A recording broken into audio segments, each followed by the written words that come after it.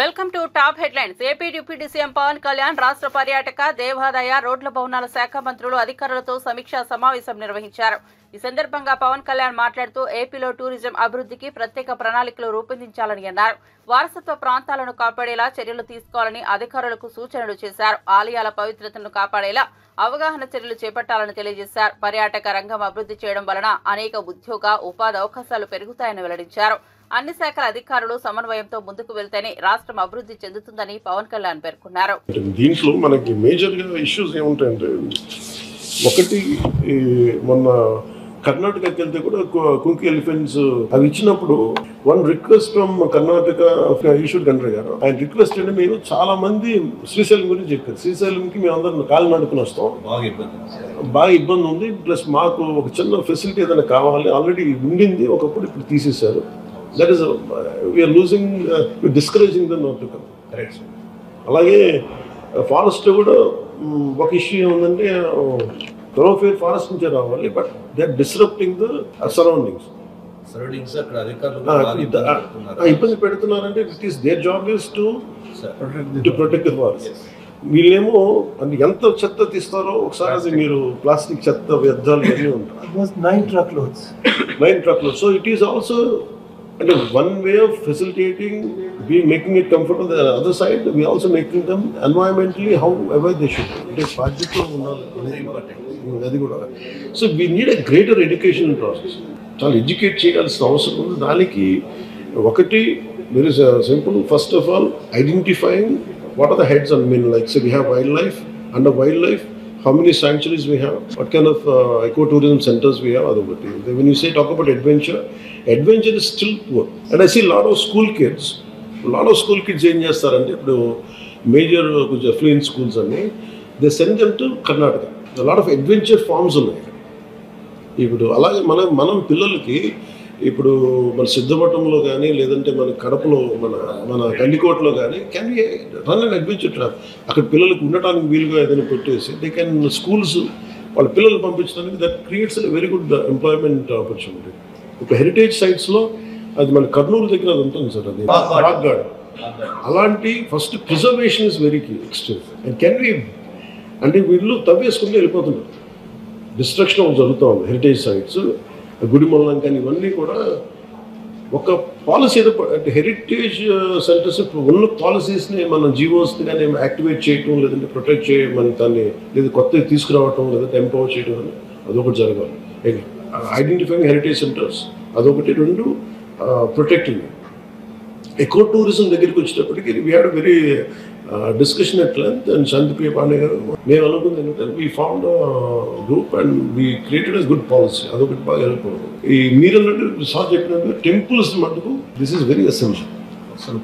Only access, మనం access ఎట్లా, infrastructure ఏం డెవలప్ చేయాలి.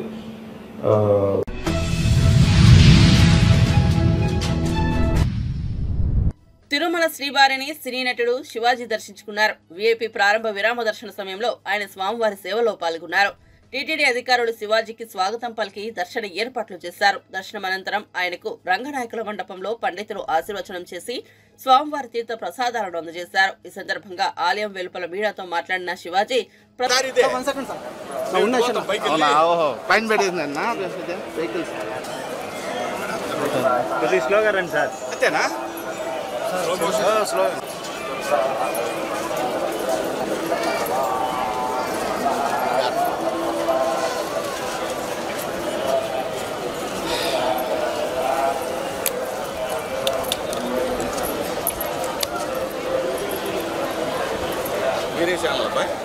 కలియుగ ప్రత్యక్ష దైవం శ్రీ వెంకటేశ్వర స్వామివారి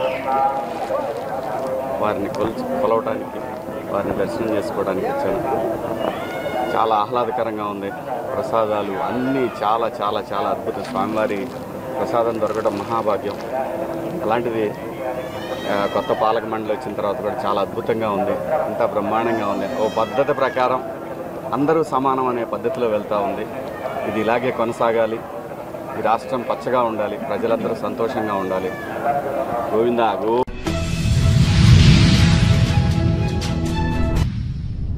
పట్టణీకరణ పెరిగిన కొద్ది పిచ్చుకలు కనుమరుగవుతూ వచ్చాయని, ఇప్పుడు నగరాల్లో ఎక్కడా పిచ్చుకలు కనిపించడం లేదని ప్రధాని నరేంద్ర మోదీ ఆవేదన వ్యక్తం చేశారు. మన్ కీ బాత్ 116వ ఎపిసోడ్లో ప్రధాని ప్రసంగించారు. పిచ్చుకలు జీవ వైవిధ్య నిర్వహణలో కీలక పాత్ర పోషిస్తాయని, కాబట్టి పిచ్చుకల జనాభాను తిరిగి పెంచాల్సిన అవసరం చాలా ఉన్నదని ప్రధాని తెలిపారు. ఈ తరం పిల్లల్లో చాలా మందికి పిచ్చుకలను ప్రత్యక్షంగా చూసిన అనుభవం లేదని, కేవలం ఫోటోల్లో, వీడియోల్లో వాటిని చూపించాల్సి వస్తోందని ప్రధాని మోదీ అన్నారు. అలాంటి పిల్లలు పిచ్చుకలను ప్రత్యక్షంగా చూసే రోజు మళ్లీ రావాలని ఆకాంక్ష వెలుబుచ్చారు. కలిసికట్టుగా ప్రయత్నాలు చేస్తే అది అసాధ్యమేమీ కాదని అన్నారు. ఈ సందర్భంగా తమిళనాడు రాజధాని చెన్నైలోని కొడుగుల్ ట్రస్ట్ పిచ్చుకల జనాభా పెంపు కోసం చేస్తున్న కృషి గురించి ప్రధాని తెలియజేశారు. बचपन में गोरैया या स्पैरो को अपने घर की छत पर, पेड़ों पर चहकते हुए जरूर देखा होगा। गोरैया को तमिल और मलयालम में कुरुवी, तेलुगु में पिच्चुका और कन्नड़ा में गुब्बी के नाम से जाना जाता है। हर भाषा संस्कृति में गोरैया को लेकर किस्से कहानी सुनाए जाते हैं। हमारे आसपास बायोडायवर्सिटी को बनाए रखने में गोरैया का एक बहुत महत्वपूर्ण योगदान होता है। लेकिन आज शहरों में बड़ी मुश्किल से गोरैया दिखती है। बढ़ते शहरीकरण की वजह से गोरैया हमसे दूर चली गई है। आज की पीढ़ी के ऐसे बहुत से बच्चे हैं जिन्होंने गोरैया को सिर्फ तस्वीरों या वीडियो में देखा है। ऐसे बच्चों के जीवन में इस प्यारी पक्षी की वापसी के लिए कुछ अनोखे प्रयास हो रहे हैं। चेन्नई के कुडुगल ट्रस्ट ने गोरैया की आबादी बढ़ाने के लिए स्कूल के बच्चों को अपने अभियान में शामिल किया है। संस्थान के लोग स्कूलों में जाकर बच्चों को बताते हैं कि गोरैया रोजमर्रा के जीवन में कितनी महत्वपूर्ण है। ये संस्थान बच्चों को गोरैया का घोंसला बनाने की ट्रेनिंग देते हैं। इसके लिए संस्थान के लोगों ने बच्चों को लकड़ी का एक छोटा सा घर बनाना सिखाया। इसमें गोरैया को रहने खाने का इंतजाम किया।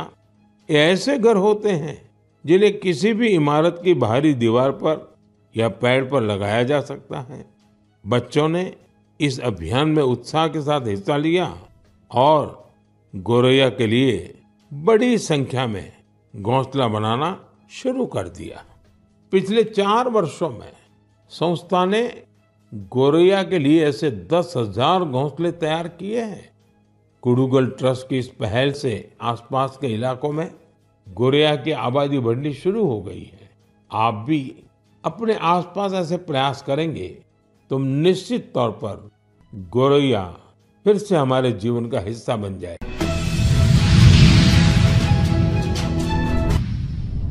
మాజీ మంత్రి జనసేన నేత బాలినేని వ్యాఖ్యలకు వైసీపీ నేత చెవిరెడ్డి భాస్కర్ రెడ్డి కౌంటర్ ఇచ్చారు. బాలినేని శ్రీనివాస్ రెడ్డి పూర్తిగా అబద్దాలు మాట్లాడుతున్నారని, జగన్ గురించి వ్యక్తిగతంగా విమర్శించి మాట్లాడడం సరికాదని, స్పెషల్ ఫ్లైట్ లో విదేశాలకు వెళ్లేంత స్వేచ్ఛను బాలినేనికి జగన్ ఇచ్చారని చెవిరెడ్డి చెప్పుకొచ్చారు. అలాగే వైసీపీ పార్టీలో బాలినేనికి ఎంతో గౌరవం ఇచ్చారని, బ్లాక్ మెయిల్ తో జగన్ ను బాలినేని ఇబ్బంది పెట్టాడని, అయినప్పటికీ బాలినేని జగన్ భరించారని చెవిరెడ్డి అన్నారు. కూటమితో కలిసి జగన్ ను ఇబ్బంది పెట్టాలనుకుంటున్నారని, ఎన్ని కష్టాలు వచ్చినా జగన్ ఎదుర్కొంటారని, 36 ఏళ్లుగా వైఎస్ కుటుంబంతోనే ఉన్నా తాను ఏ పార్టీ మారలేదని, మరో జెండా పట్టుకోలేదని, ఒంగోలు ప్రజలతో తనకు అనుబంధం ఉందని, తాను నిత్యం ప్రజలు కార్యకర్తలకు అండగా ఉంటారని ఈ సందర్భంగా చెవిరెడ్డి భాస్కర్ రెడ్డి చెప్పుకొచ్చారు. నన్ను అంగీకరించారు. అందుకే ఈరోజు చెప్తున్న ఒంగోలుతో నాకు విడదీయరాని అనుబంధం ఏర్పడ్డది. ఆ అనుబంధం ఎప్పటికీ అలాగే ఉంటుంది. ఆ ప్రజలతో ఉంటుంది, నాయకులతో ఉంటుంది, కార్యకర్తలతో ఉంటుంది. ఏ చిన్న కార్యకర్తకు, ప్రజలకు, మా నాయకులకు ఇబ్బంది వస్తే ఖచ్చితంగా ఒక బ్యాక్ బోన్గా వాళ్ళందరికీ అండగా నిలుస్తాం. మా పార్టీ పైన, మా నాయకుల పైన, మా నాయకుడి పైన మీరు ఎలాంటి ఆరోపణలు చేసినా వాటిని తిప్పకొట్టడానికి, మీరు చెప్తున్నటువంటి అబద్ధపు మాటలు, మీరు చేస్తున్నటువంటి బ్లాక్మెయిల్ రాజకీయాలు చెప్పడానికి ఎప్పుడు ముందు ఉంటామని కూడా మీకు తెలియజేస్తున్నా. మీరు అన్నారు నేను రష్యాకు ఫ్రెండ్స్తో వెళ్తే తప్ప అని అడిగారు. వాసన మీరు రష్యాకి వెళ్ళారని నేను చెప్పలేదన్నా. నేను ప్రెస్ మీట్ మాట్లాడుతూ నేను అన్నమాట, నాకు స్వేచ్ఛ లేదు ఆ రోజు మంత్రిగా జగనన్న ప్రభుత్వంలో అన్నప్పుడు మీకు ఎంత స్వేచ్ఛ ఉన్నిందంటే, మీరు స్పెషల్ ఫ్లైట్లో ఇతర పార్టీ వాళ్ళని ఎక్కించుకొని విదేశాలకు వెళ్ళినా కూడా అంగీకరించే అంత స్వేచ్ఛ జగనన్న మన నాయకుడు ఈరోజు మా నాయకుడు మీకు ఇచ్చారన్న వాస్తవాన్ని చెప్పాను. మీరు ఏ దేశానికి వెళ్ళారో నేను ప్రెస్ మీట్లో మాట్లాడలేదు. మీరే చెప్పారు రష్యాకి వెళ్ళాను, వెళితే తప్పాను. ఓకే, ఈ పార్టీలో నువ్వు మంత్రిగా ఉండి అవతల పార్టీ వాళ్ళని తీసుకొని రష్యాకి వెళితే తప్పా, స్పెషల్ ఫ్లైట్లో ఉంటున్నావు.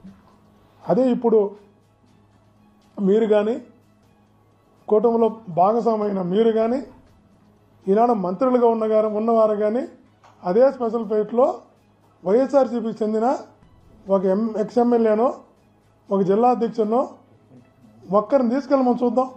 తెల్లారి 24 అవర్స్లో పదవి ఊడుతుందో లేదో ట్రై చేయమని చూద్దాం. ఏ మంత్రినైనా తనతో పాటు తన స్పెషల్ ఫ్లైట్లో విదేశాలకు కాదు, ఇక్కడి నుంచి ఢిల్లీ దాకా తీసుకెళ్ళమని చూద్దాం. ఆ పదవి చంద్రబాబు గారు ఓడగొడతారు లేదో చూద్దాం. కానీ మీకు ఆ స్వేచ్ఛ జగనన్న ఇచ్చారు. పోయినా కూడా మిమ్మల్ని గౌరవించిన సంస్కారం సభ్యత జగనన్న ఉన్నది. దాన్ని మీరు అంగీకరించాలి. వసన్న చర్మలమ్మ గారు వేరా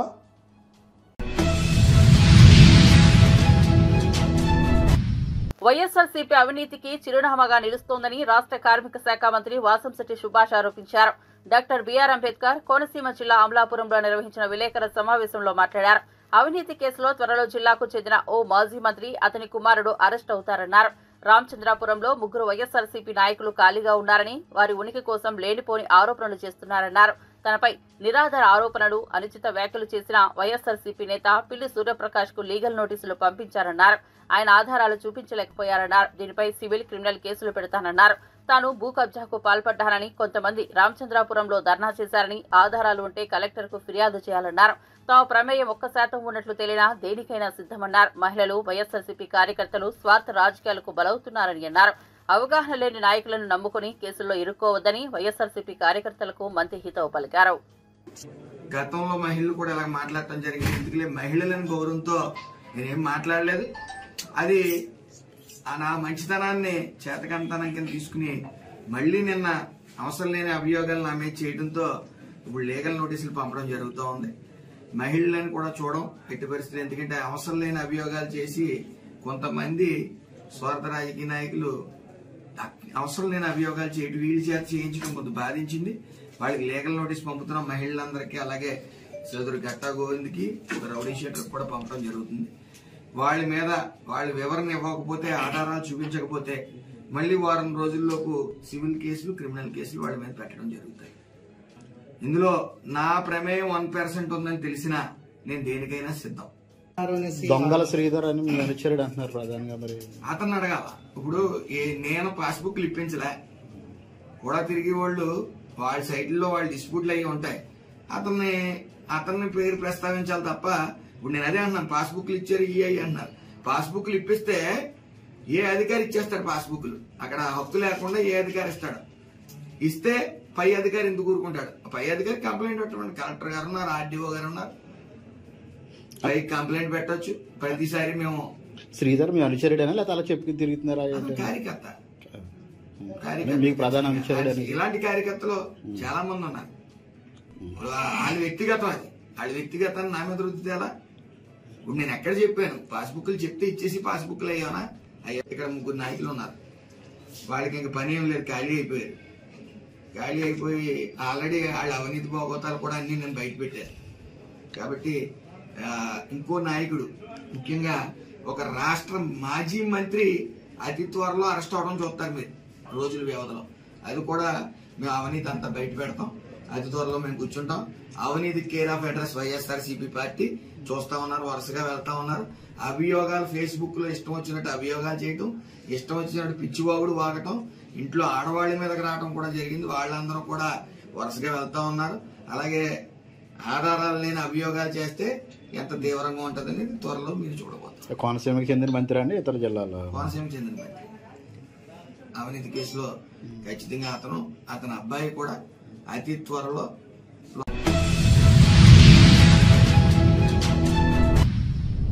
రాజధాని అమరావతి ఐకానిక్ టవర్ల డిజైన్లపై సిఆర్డీఏ సమావేశం ఏర్పాటు చేశారు. అమరావతి ఐకానిక్ టవర్ల సంబంధించిన నార్మన్ పోస్టర్ సంస్థ డిజైన్లు తయారు చేసింది. రాజధాని వ్యాప్తంగా 5 ఐకానిక్ టవర్లు అసెంబ్లీ, హైకోర్టు డిజైన్ నమూనాను రూపొందించారు. కాగా ఈ నమూనాలకు గతంలో రూపొందించగా వీటికి సంబంధించిన టెండర్లు, డిజైన్లను గత ప్రభుత్వం రద్దు చేసింది. కాగా గతంలో రూపొందించిన టెండర్లు, డిజైన్లు నార్మన్ సంస్థకే ఇస్తూ నిర్ణయం తీసుకుంది. వీటికి సంబంధించి దశల వారీగా రుణం చెల్లించేందుకు ప్రపంచ బ్యాంకు సిద్ధంగా ఉందని మంత్రి నారాయణ సందర్భంగా చెప్పుకొచ్చారు. దీనికి సంబంధించి కేంద్రం అధికారిక గెజిట్ను జారీ చేసేలా ప్రభుత్వం చర్యలు చేపడుతుందని మంత్రి నారాయణ ఈ సమావేశంలో చెప్పుకొచ్చారు. 120 మీటర్లు దాటితే 20 మీటర్ల సెట్ బ్యాక్. ఆ తర్వాత ప్రతి 5 మీటర్లకి 0.5 వదలాలి. ప్రతి 5 మీటర్లకి అలా వదులుకుంటా పోతే చాలా ఎక్కువ వదలాలి. కాబట్టి అలా కాకుండా 120 మీటర్లు దాటిన తర్వాత అది 20 మీటర్లు లిమిట్ చేసాం. అంటే 130 మీటర్లు అయిన హైటు, 140 అయినా 150 అయినా సెట్ బ్యాక్ 20 మీటర్లు చాలు అని. అంతకుముందు అయితే ప్రతి 5 మీటర్లకి 0.5 మీటర్ సెట్ బ్యాక్ వదలాల్సి వచ్చేది. అది బిల్డర్స్ అందరూ రిక్వెస్ట్ చేశారు, కొన్ని స్టేట్లలో ఉంది, దాన్ని తీసుకొచ్చాం. అదేవిధంగా పోడియం, ఇప్పుడు హై రైజ్ బిల్డింగ్స్లో పార్కింగ్కి పోడియము యాక్చువల్గా అంతకుముందు ఓన్లీ 2 ఫ్లోర్స్ అలౌ చేసేవాళ్ళం. ఇప్పుడు 5 ఫ్లోర్ల వరకు అలౌ చేస్తున్నాం. హై రైజ్ బిల్డింగ్లో పార్కింగ్ కోసంగా 5 ఫ్లోర్లు కూడా యాక్చువల్గా 5 ఫ్లోర్లు కూడా అంటే 15 మీటర్ల వరకు పోడియం కట్టుకోవడానికి వీఆర్ అలౌయింగ్. అది కూడా ఆ సిస్టమ్ కూడా తీసుకొచ్చాం. ఇది అనేక రాష్ట్రాలు, మహారాష్ట్ర, తెలంగాణ వాటన్నిటిలో కూడా ఉంది. దాన్ని కూడా ఈరోజు ముఖ్యమంత్రి గారు యాక్సెప్ట్ చేయడం జరిగింది. అదేవిధంగా రిక్రియేషన్ ఫ్లోర్ అని 30 మీటర్స్ అబవ్ ఉన్న బిల్డింగ్లకి, అంటే సుమారుగా 10 ఫ్లోర్లు ఉండే బిల్డింగ్లకి 1 ఫ్లోర్ రిక్రియేషన్కి అడిగారు ఎక్స్ట్రాగా. దాన్ని కూడా ఈరోజు యాక్చువల్గా అలౌ చేయడం జరిగింది. అదేవిధంగా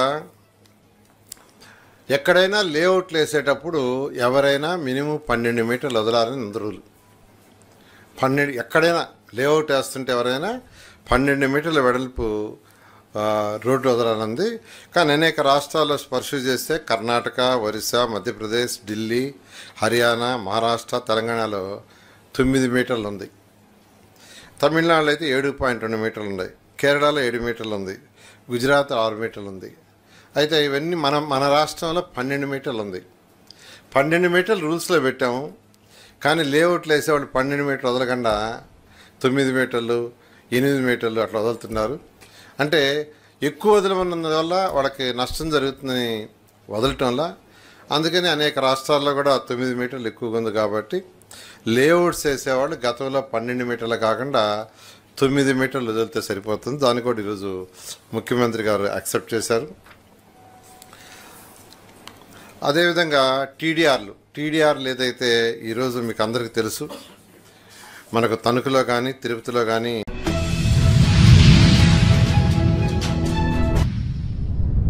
అదానీ గ్రూప్ పై లంచాల విమర్శల నేపథ్యంలో తెలంగాణ ప్రభుత్వం కీలక నిర్ణయం తీసుకుంది. తెలంగాణ ప్రభుత్వం ప్రతిష్టాత్మకంగా ప్రారంభించిన యంగ్ ఇండియా స్కిల్ యూనివర్సిటీకి ఇటీవల అదానీ గ్రూప్ ప్రకటించిన 100 కోట్ల విరాళాన్ని స్వీకరించరాదని నిర్ణయించింది. ఈ విషయాన్ని తెలంగాణ సీఎం రేవంత్ రెడ్డి మీడియా సమావేశంలో వెల్లడించారు.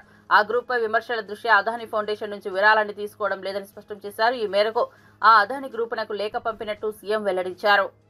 ఈ చర్చలు కొనసాగుతున్నాయి. మహారాష్ట్ర ఎన్నికల సందర్భంగా పాత్రికేయ మిత్రులు శ్రీ రాహుల్ గాంధీ గారి పత్రికా సమావేశంలో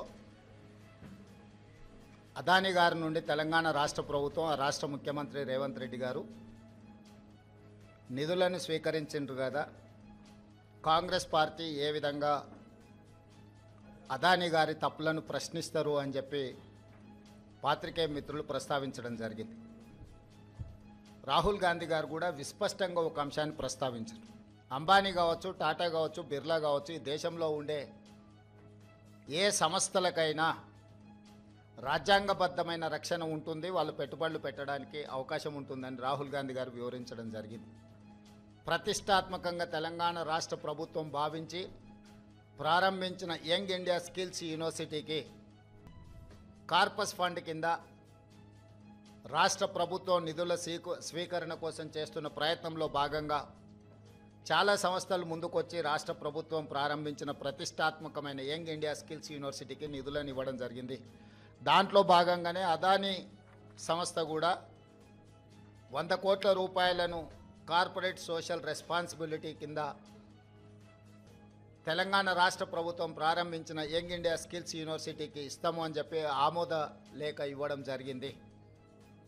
ఈ అంశాన్ని ప్రస్తావించడం ద్వారా అదేదో అదానీ గ్రూప్ తెలంగాణ రాష్ట్ర ప్రభుత్వానికో ముఖ్యమంత్రి గారికో అప్పనంగా 100 కోట్ల రూపాయలు ఇచ్చినట్టుగా అనవసరమైన చర్చలకు రాద్ధాంతానికి తావిస్తున్నది. ఇప్పటి వరకు ఏ సంస్థ నుంచి కూడా తెలంగాణ రాష్ట్ర ప్రభుత్వం తన ఖాతాలోకి 1 రూపాయి కూడా తీసుకోలేదు, ఇంక్లూడింగ్ అదానీ. అనవసరమైన చర్చలలో తెలంగాణ ప్రతిష్ట కానీ వ్యక్తిగతంగా నా గురించి చర్చ జరగడం, మా మంత్రివర్గ సహచరులకు నాకు ఎలాంటి సుతారము ఇష్టం లేదు. అందుకే స్పష్టంగా నిన్ననే రాష్ట్ర ప్రభుత్వం తరఫున అదానీ గ్రూప్ ఆఫ్ కంపెనీస్కి మా అధికారి జయేష్ రంజన్ ద్వారా లేఖ రాయడం జరిగింది. జరుగుతున్న వివాదాలు, ఆరోపణలు, రకరకాల పరిస్థితుల వల్ల తెలంగాణ రాష్ట్ర ప్రభుత్వం మీరు ముందుకు వచ్చి ఉదారంగా తెలంగాణ యంగ్ ఇండియా స్కిల్స్ యూనివర్సిటీకి ఇస్తాన్న 100 కోట్ల రూపాయలను తెలంగాణ రాష్ట్ర ప్రభుత్వము స్వీకరించడానికి సిద్ధంగా లేదు. కాబట్టి దయచేసి మీ 100 కోట్ల రూపాయలను యంగ్ ఇండియా స్కిల్స్ యూనివర్సిటీకి బదిలీ చేయొద్దు అని చెప్పి విస్పష్టంగా వారికి లేఖ రాయడం జరిగింది. ఈ పత్రికా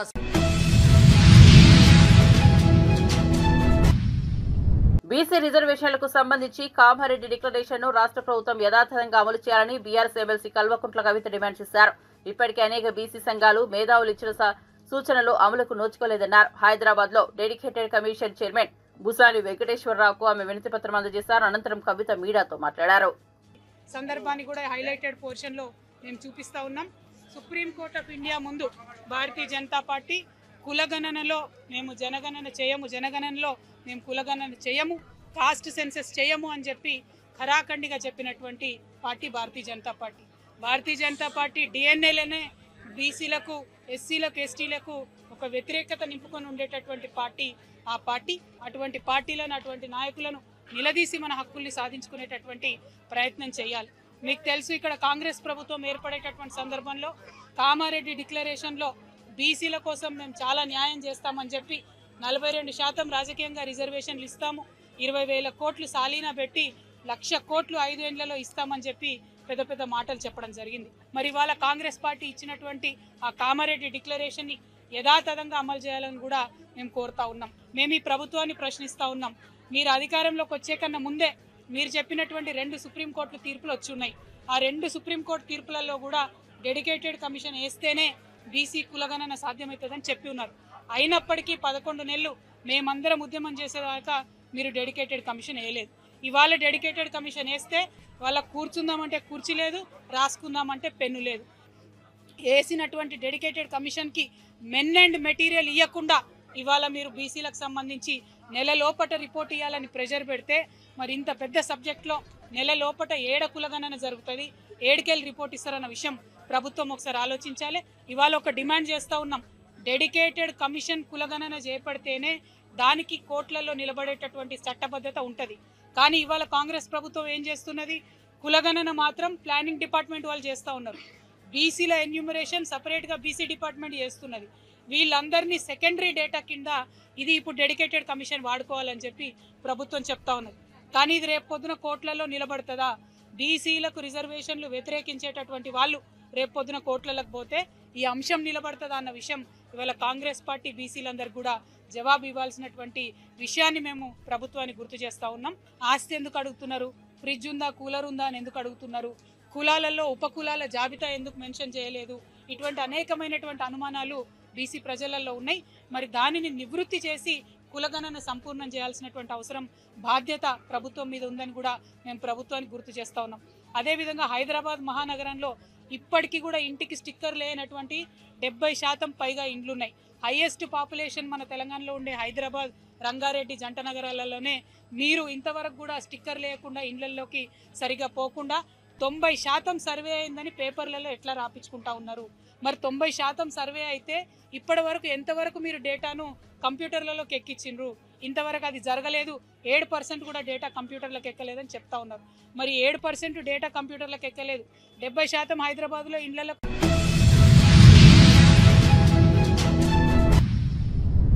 తాను విలువలతో రాజకీయాలు చేసే వ్యక్తినని జనసేన నేత మాజీ మంత్రి బాలినేని శ్రీనివాసరెడ్డి అన్నారు. వైఎస్ఆర్సీపీ నేత చెవిరెడ్డి భాస్కర్ రెడ్డి చేసిన వ్యాఖ్యలపై బాలినేని తీవ్ర ఆగ్రహం వ్యక్తం చేశారు. హైదరాబాద్ లో నిర్వహించిన మీడియా సమావేశంలో ఆయన మాట్లాడారు.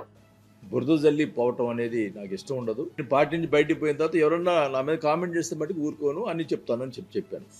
మొన్న సెకీ ఒప్పందం సంబంధించి సోలార్ ఎనర్జీ సెకీ వాళ్ళతో సంబంధించిన ₹2.49 ఏదైతే ఒప్పందం కుదిరిందో దానికి సంబంధించి నేను చూశాను. 1750 కోట్లు ముడుపులు అందిని అమెరికన్ ఏజెన్సీ ద్వారా బయటకు వచ్చిందని చెప్పి ఈటీవీలో రావటం జరిగింది. దీంట్లో ఈ ముడుపుల్లో మీకు కూడా బాగా ఉందా, మరి కన్సర్న్ మినిస్టర్ తెలియకుండా జరగదు కదా అని నాతో మాట్లాడటం జరిగింది. ఆ రోజు ఏం చెప్పాను, సెకీ వాళ్ళతో మాట్లాడింది నాకు తెలియదు. సో సీఎం ఆఫీస్ వాళ్ళ నుంచి ఫైల్ మూవ్ చేశారు. ఫైల్ నా దగ్గరికి వచ్చింది. అర్ధరాత్రి పూట ఫోన్ చేసి మీరు ఆ ఫైల్ని సంతకం పెట్టాలా ఇదని అడిగితే ఆ రోజు నైట్ నేను రిజెక్ట్ చేసాను. మార్నింగ్ వచ్చి క్యాబినెట్ మీటింగ్ పెడతాము అంటే క్యాబినెట్కి పంపించాం. అది నేను చెప్పింది విషయం. నిన్న చెవిరెడ్డి భాస్కర్ రెడ్డి మరి ఆయనకి ట్రాన్స్పోర్ట్లు ఈ అవగాహన ఉందో లేదో, అయితే అవగాహన ఉందేమో కానీ క్యాబినెట్లో జరిగే విషయాలు మనకు అవగాహన లేదు. ఆయన ఏదో మాట్లాడుతూ ఉన్నాడు, సంతకం పెట్టారు అని చెప్పి మాట్లాడతారు. క్యాబినెట్కి పంపించానండి. క్యాబినెట్ అంటే క్యాబినెట్ పంపించడం అంటే నా సంతకం లేకుండా ఎట్టపోతుంది? ఒప్పందంలో సంతకం పెట్టలేదు కానీ క్యాబినెట్ ఫార్వర్డ్ చేసేదానికి సంతకం పెట్టింది. ఆ డిజిటల్ సంతకంతో క్యాబినెట్కి పోయింది. దానికి ఎంతో సంతకం పెట్టేదానికి ఏంది డైవర్ట్ చేస్తున్నారు? ఇది క్యాబినెట్ పంపించాను నేనే చెప్పాను కదా, మళ్ళీ ఇదేంది ఇది సంతకం పెట్టండి. క్యాబినెట్ పంపించేదానికి వితౌట్ మై సిగ్నేచర్ క్యాబినెట్ అడ్డు పెడతారు? కన్సర్న్ మినిస్టర్ సంతకం లేకుండా డెసిషన్ తీసుకున్నారు. ఆ 1750 కోట్లు నేను కూడా ముడుపులు తీసుకుని చెప్పాలా? ఏంటిది? What is this? నేను తప్పు మాట్లాడుతున్నాను, అబద్ధం మాట్లాడుతున్నాను అనుకోండి, ఓకే, సెక్రటరీ గారిని అడగండి. దాన్ని నిన్న ఏదో ఒకరికి ఇచ్చి మాట్లాడతాడు. రాజశేఖర రెడ్డి కుటుంబం వల్ల పైకి వచ్చావు అని మాట్లాడాడు. ఎస్, నేను మన పవన్ కళ్యాణ్ గారి పార్టీలో జనసేన పార్టీలో చేరిన రోజు కూడా చెప్పాను నేను, సార్ నాకు రాజకీయ భిక్ష పెట్టింది రాజశేఖర రెడ్డి గారు.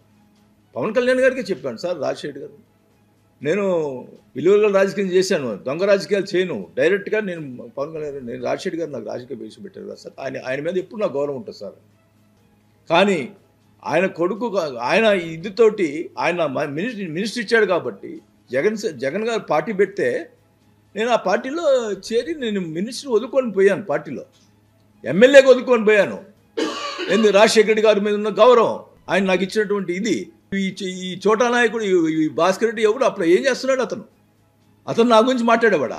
అతనేంటి ఆయన ఏం చేసాడు? అప్పుడు ఓపెన్గా అడుగుతా ఉన్నా, చెవిరెడ్డి భాస్కర్ రెడ్డి మెప్పు కోసం, చంద్రబాబు గారి మెప్పు కోసం, పవన్ కళ్యాణ్ గారి మెప్పు కోసం నువ్వు ఎమ్మెల్సీ దానికోసం నువ్వు ఈ రకంగా మాట్లాడుతున్నావు. ఎప్పుడు